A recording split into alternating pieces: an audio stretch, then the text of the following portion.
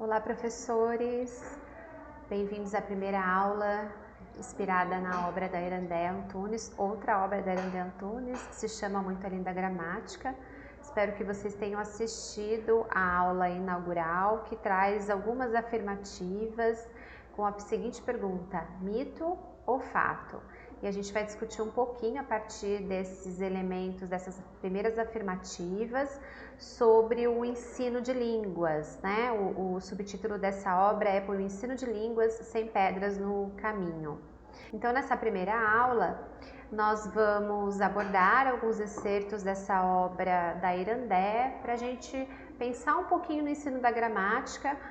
Atualmente, esse ensino se encontra no eixo, na prática de linguagem, análise linguística e semiótica. Não é à toa que essa denominação não existe mais no ensino fundamental desde os parâmetros curriculares nacionais. E eu diria que não é um modismo quando a gente altera algum termo, alguma terminologia, isso significa que houve alguma alteração de sentido, alguma alteração metodológica relacionada a essa mudança no currículo de língua. Então, quando a gramática deixa de ser tratada com essa nomenclatura e passa a ser tratada como análise linguística, como uma prática de linguagem, e isso foi o PCN que trouxe na área de língua portuguesa, isso significa uma alteração na visão da gramática no ensino de língua e também uma alteração nas formas de ensino. E agora, com a Base Nacional Comum Curricular, o acréscimo da semiótica, que também tem muita relevância quando a gente fala de multimodalidade. Então é sobre isso que a gente vai conversar um pouquinho nas próximas aulas, com foco maior então nas questões da análise linguística e semiótica. Bom, o primeiro mito ou verdade que aparecia lá na aula inaugural e que vocês comentaram no mural que eu deixei para essa finalidade é o seguinte: língua e gramática são a mesma coisa. Bom, no mural vocês colocaram, eu trouxe alguns excertos de professores que comentaram lá, vocês colocaram que a língua é um organismo vivo e por esse motivo é natural que exista um distanciamento entre o que é prescrito pelas normas gramaticais, colocar o supermito e mito. Mito, de novo, gramática é a normatização da língua e a língua é o uso.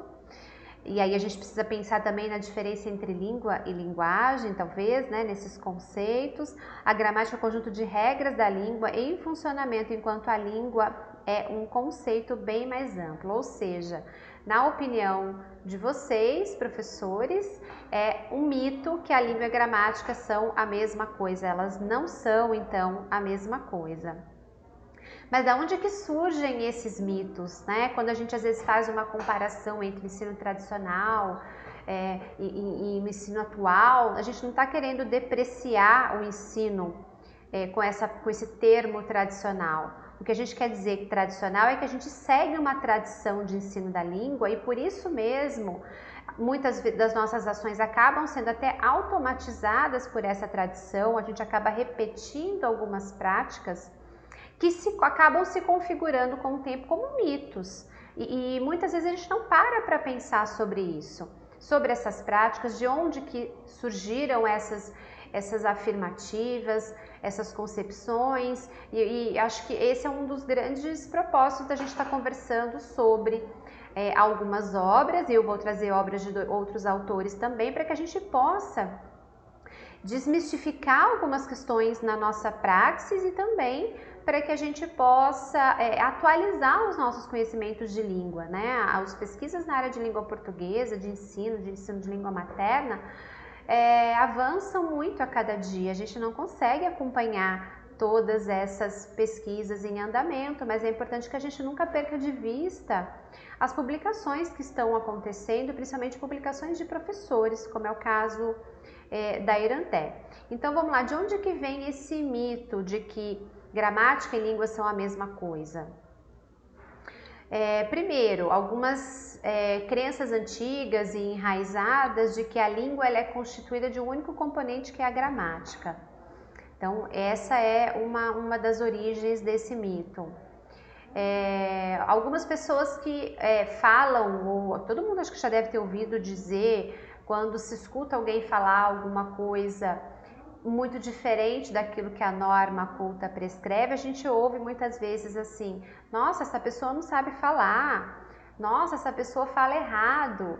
Essas frases, essas interjeições aí, elas estão baseadas, muitas delas, nesses mitos de que a língua ela é constituída de gramática. Logo, se eu cometo uma infração gramatical, eu não sei utilizar a língua.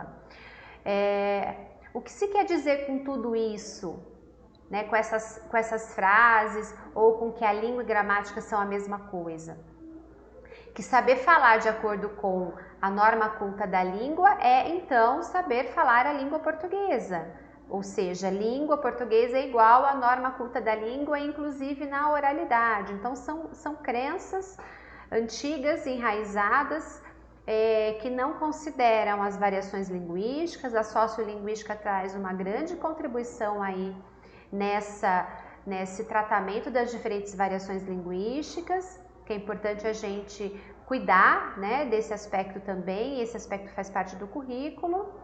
E também a questão do preconceito linguístico que frases ou que mitos como esse podem gerar, com certeza geram.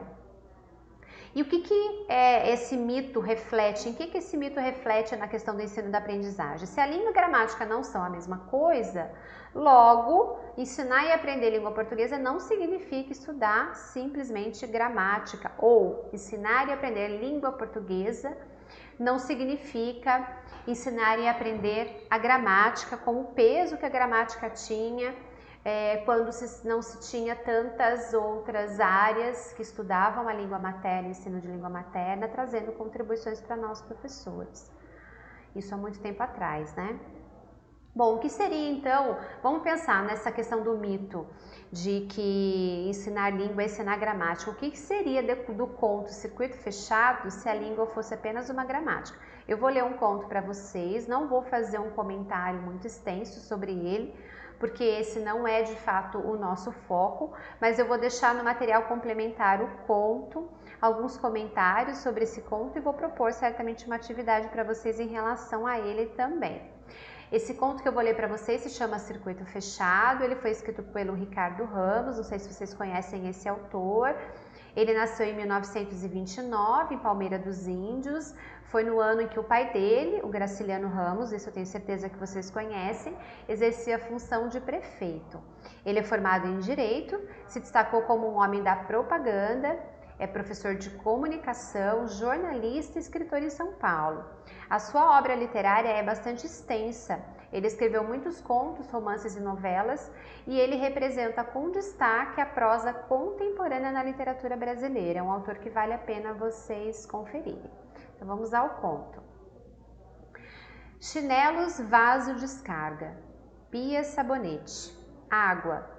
Escova, creme dental, água, espuma, creme de barbear, pincel, espuma, gilete, água, cortina, sabonete, água fria, água quente, toalha.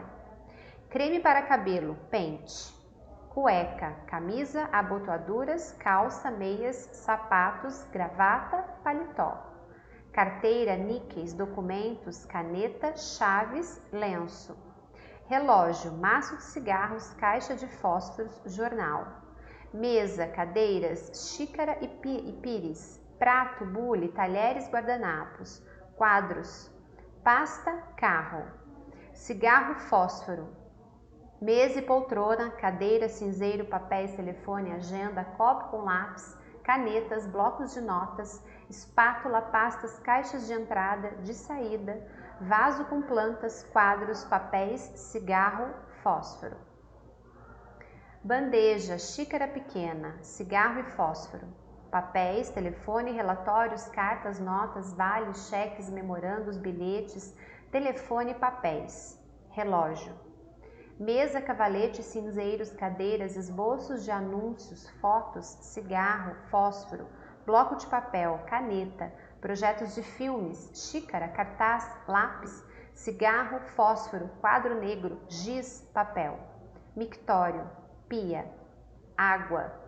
Táxi, mesa, toalha, cadeiras, copos, pratos, talheres, garrafa, guardanapo, xícara, maço de cigarros, caixa de fósforos, escova de dentes, pasta, água, mesa e poltrona, papéis, telefone, revista, copo de papel, cigarro, fósforo, telefone interno, externo, papéis, prova de anúncio, caneta e papel, relógio, papel, pasta, cigarro, fósforo, papel e caneta, telefone, caneta e papel, telefone, papéis, folheto, xícara, jornal, cigarro, fósforo, papel e caneta, carro, maço de cigarros, caixa de fósforos, paletó, gravata, poltrona, copo, revista, quadros, mesa, cadeiras, pratos, talheres, copos, guardanapos, xícaras, cigarro e fósforo, poltrona, livro, cigarro e fósforo, televisor, poltrona, cigarro e fósforo, abotoaduras, camisas, sapatos, meias, calça, cueca, pijama, espuma, água, chinelos, coberta, cama, travesseiro. Bom, eu espero que, não sei se vocês conheciam esse conto, mas eu espero que vocês releiam esse texto, porque a leitura aqui é muito rápida e talvez vocês não consigam apreender tantos os sentidos desse conto. Mas se a gente for pensar na nossa questão de foco aqui, que língua é gramática, o que seria desse conto a partir desse mito, né, gente? Porque é um conto que foge totalmente do estereótipo ou dos padrões do gênero textual, conto que a gente conhece. Foge totalmente, na verdade, não é que ele foge totalmente. Se a gente for pensar naqueles elementos de textualidade que nós discutimos nas aulas anteriores, nas videoaulas anteriores, em relação à informatividade do texto, ele traz uma inovação muito grande no gênero textual, na forma do gênero. O conto, predominantemente, vocês sabem que é organizado em parágrafos, é um texto em prosa. E aqui a gente tem sim um texto em prosa, mas ele não está organizado em parágrafos. Não existe um trabalho com orações, né? Mas são frases nominais. Se vocês perceberam, a maioria das palavras nesse conto são substantivos comuns, no singular, ora no plural, a gente tem o uso da vírgula em enumerações, mas qual que é o sentido de tudo isso? Batendo um olho assim, quando a gente, professor, pega um texto de um aluno e bate o olho assim no texto, a gente já fala, nossa, que texto ruim. Por quê? Porque às vezes o texto não tem uma estrutura composicional que se assemelha a uma notícia, quando a gente solicita uma notícia, um conto. Então a gente, a própria aparência, a cara do texto muitas vezes já traz para a gente uma visão do texto que não é positiva a respeito dele. Nesse caso aqui, quando você bate o olho, parece que não tem texto nenhum, que é uma lista. E na verdade é uma narrativa. A gente tem aqui o próprio título da obra do autor, que se chama Circuito Fechado, que tem toda uma relação com esse conto. A gente percebe que isso aqui é um dia de rotina de um personagem que a gente percebe masculino, né, por vários substantivos que aparecem ali, o creme de barbear, a cueca, o paletó, a gravata, enfim.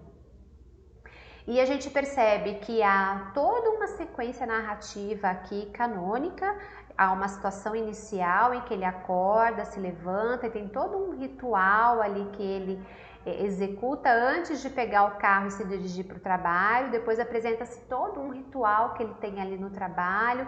A gente percebe que esse personagem, embora seja anônimo, é um personagem que exerce a função de publicitário. Tem vários termos aqui que a gente consegue relacionar com a função do publicitário. E a gente percebe toda uma rotina, uma coisificação desse personagem, que é até um efeito de sentido causado por esse amontoado de coisas que aparece no conto, né? Esse amontoado de substantivos. Então existe toda uma coisificação da pessoa. Se percebe aí um personagem que tem uma vida, uma rotina muito fechada, como o próprio título já sugere, né? A impressão que dá é que a vida dele é um círculo vicioso, onde os objetos têm muito mais, as coisas que ele faz têm muito mais importância do que a própria pessoa ou as relações interpessoais, até porque a gente não observa nenhuma interação desse personagem com ninguém, a não ser com as coisas da casa e do trabalho. E ele termina esse conto, que tem uma situação inicial, então tem todo um desenvolvimento que a gente acaba percebendo nas releituras que a gente faz desse conto, é que o conflito é a própria falta de oportunidade que esse personagem tem de escapar dessa rotina. Então essa própria rotina, esse circuito fechado que ele vive é o problema da história.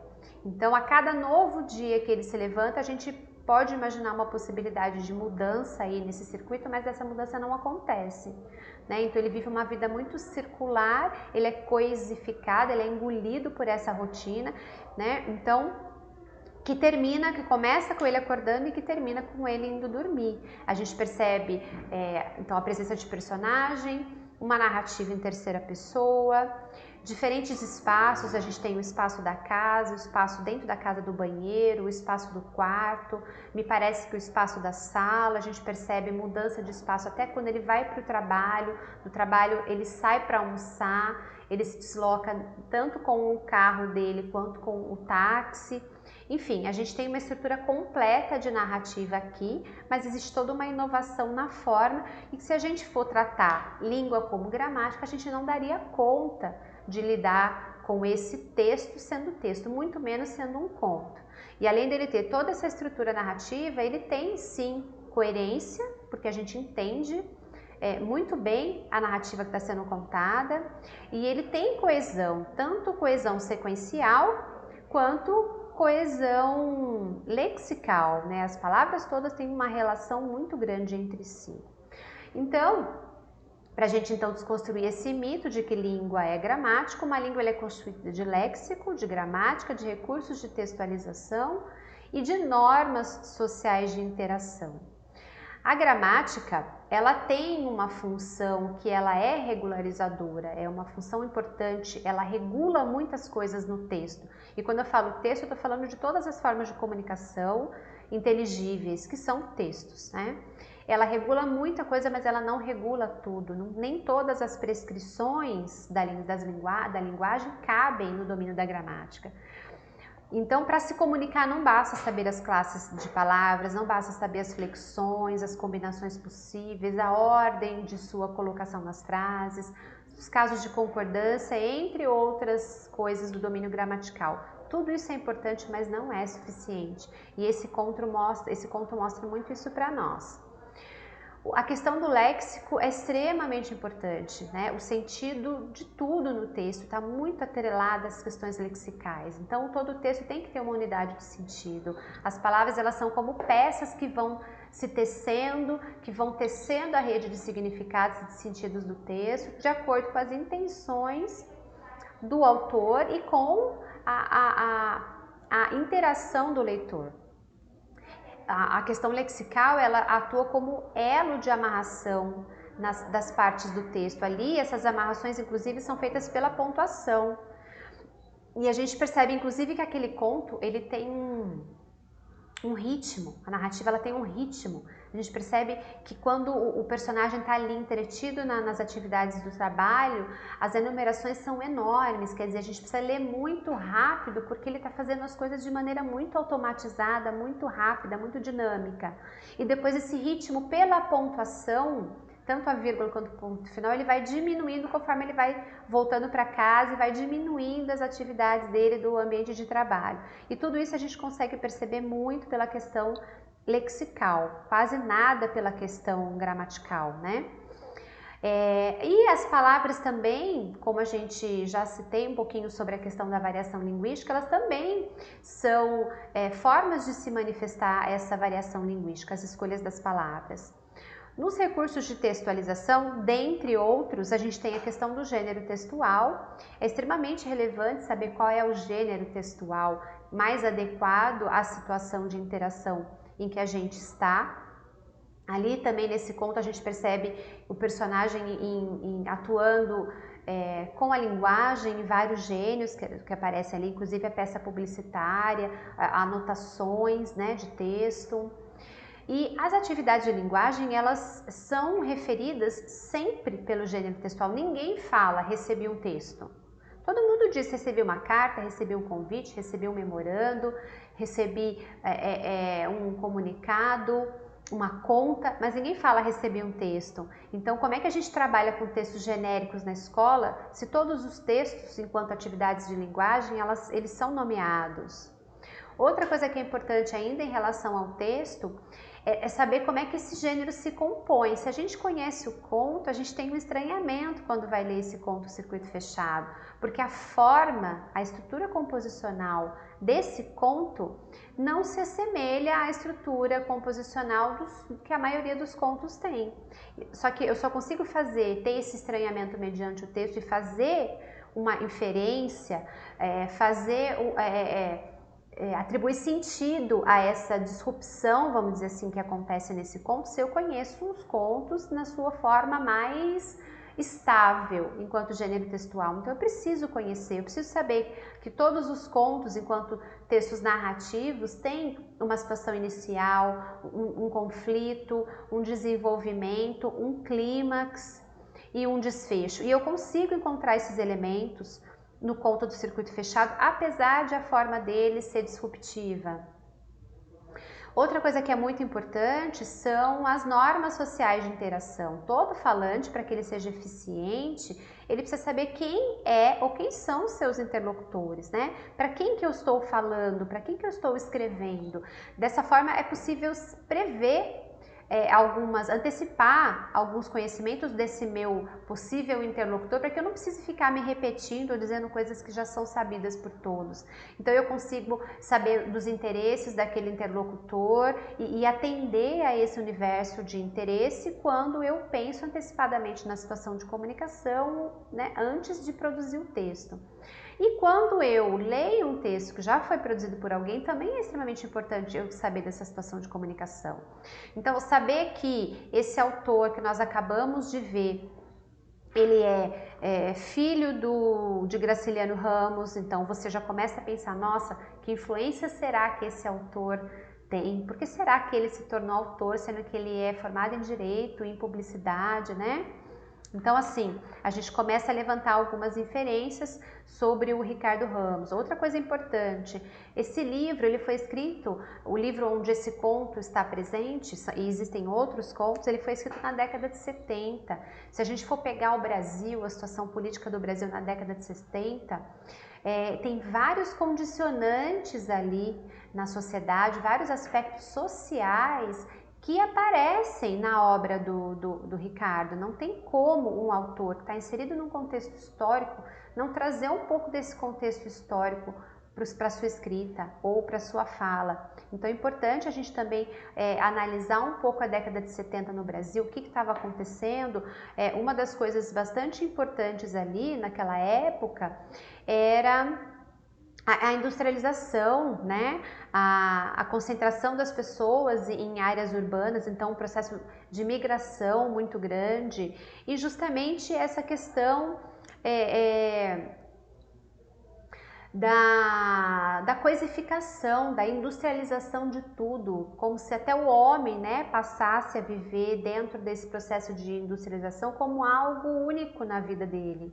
Então, saber um pouquinho sobre essa visão de homem naquela época, sobre um pouco sobre o Ricardo, pode ajudar a gente, e muito, em alguns casos, outros casos nada também, a entender esse conto. E o Ricardo Ramos, ele é um autor que traz uma escrita muito contemporânea, que a gente também, inclusive pensando no fato dele ser publicitário, né, o quanto que essa formação acadêmica que ele tem interfere também na produção de texto desse autor, né? Então as condições de produção, a situação comunicativa é muito importante.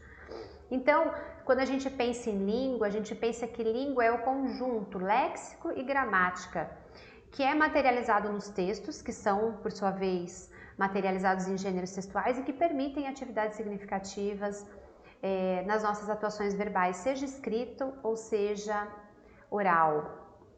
Então, a língua é um conjunto de elementos. Quando a gente fala léxico e gramática, dentre outros elementos que a língua traz, né? Mas esses dois são bastante importantes e bastante interrelacionados. No mito ou realidade, mito ou fato número 2, que a gente vai discutir na próxima aula, já estou antecipando ele aqui para vocês. Se vocês não fizeram ainda o comentário de vocês no mural, retomem a aula inaugural, existe o link lá para vocês disponibilizado no canal do YouTube, que vocês podem retomar, comentar as postagens dos colegas, inserir as suas postagens e as suas opiniões sobre o mito número 2 ou o fato número 2, que é: basta saber gramática para falar, ler e escrever com sucesso. Na verdade, acho que muitas dicas sobre essa afirmativa já foram dadas, inclusive na aula de hoje. Então, fica a dica também para vocês acessarem o material complementar na sala de aula. Eu vou disponibilizar o conto para vocês, um artigo que faz alguns comentários sobre esse conto. Se vocês tiverem a oportunidade de acessar esse livro do Ricardo, acessem. Ele é muito interessante, inclusive para a gente problematizar com os nossos alunos as diferentes configurações dos textos e como que um texto, um conto, que é algo um gênero tão conhecido pelos alunos e por nós professores, ele pode ser disruptivo não só na sua forma, como também no seu conteúdo, como é esse caso. E aqui, até para a gente trabalhar a questão da análise linguística, perceber a presença do maciça ali de substantivos, a ausência de verbos, enfim. Tem muitas questões de análise linguística e semiótica que a gente poderia fazer com os alunos de forma significativa, que contribuísse com a leitura e a produção de sentidos em relação a esse texto. Na próxima aula, a gente conversa então sobre esse mito número 2 e também sobre as atividades complementares da sala de aula. Até a semana que vem, então, um abraço para vocês.